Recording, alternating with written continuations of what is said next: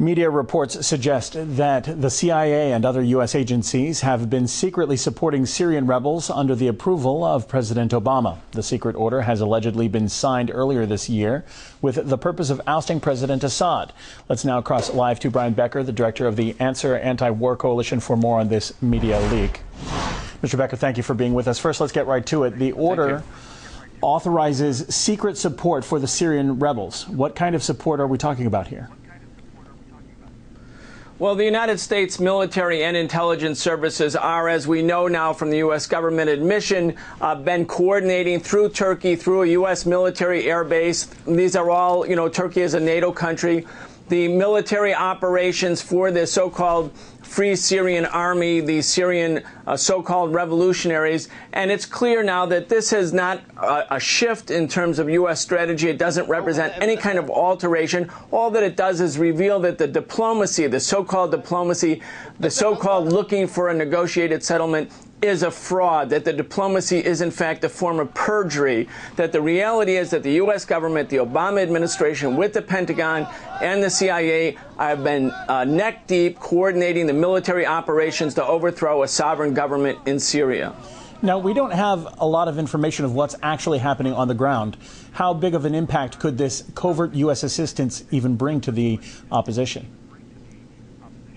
Well, I think it's a decisive impact. It's dominating. If it hadn't been for foreign interference, military interference, pumping military arms, and now we see they're equipping the Free Syrian Army with surface-to-air missiles, shoulder-held surface-to-air missiles, and other high-tech equipment. If it hadn't been for foreign intervention, there would be no civil war going on in Syria. The decisive factor in the equation of civil war is U.S. military intervention. We know this now. And I would say, frankly, the Obama administration is guilty of war crimes against the Syrian people, having cynically manipulated the situation.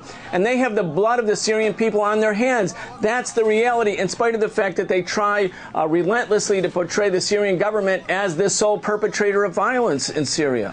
Now, it's interesting that the Obama administration is involved at all, almost a conflict of interest, if you will, given that even Germany has confirmed that al-Qaeda has infiltrated opposition forces.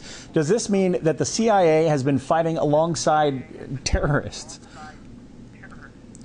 Well, of course, but that's nothing new. Let's face it, Osama bin Laden, as we know, this is not rhetoric, this is confirmed fact, was on the CIA payroll in Pakistan when they were carrying out the armed struggle against the socialist government in Afghanistan and later the Soviet intervention there.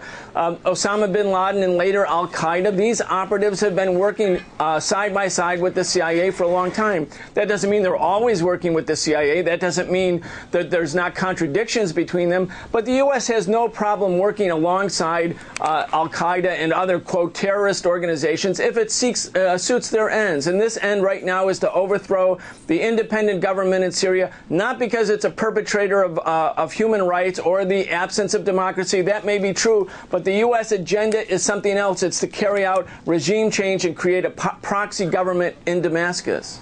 Well, kind of furthering that along, how legitimate is it for the U.S. to even take sides in a full-scale conflict like this one? Well, it's completely illegitimate from the point of view of self-determination. This makes a mockery out of self-determination. But it's not taking sides. I would have to say, while the Syrian opposition has a popular base, it's not simply the creature of foreign intervention. There is a Syrian opposition that was formidable, that opposed foreign interference, foreign intervention. They didn't want that. They didn't want violence. But the U.S. and the Western powers and NATO and Turkey pushed that part of the opposition to the side in order to do what it is doing now, fomenting civil war, to carry out a military solution to the problems in Syria, to create, in their final goal, a proxy client regime in Damascus. Now, this information leak comes amid earlier reports that also suggested the opposition has been provided with heavy weaponry and surface-to-air missiles from its foreign allies, reportedly via Turkey. Now, how likely are the rebels to win this battle with all of this international support at this point?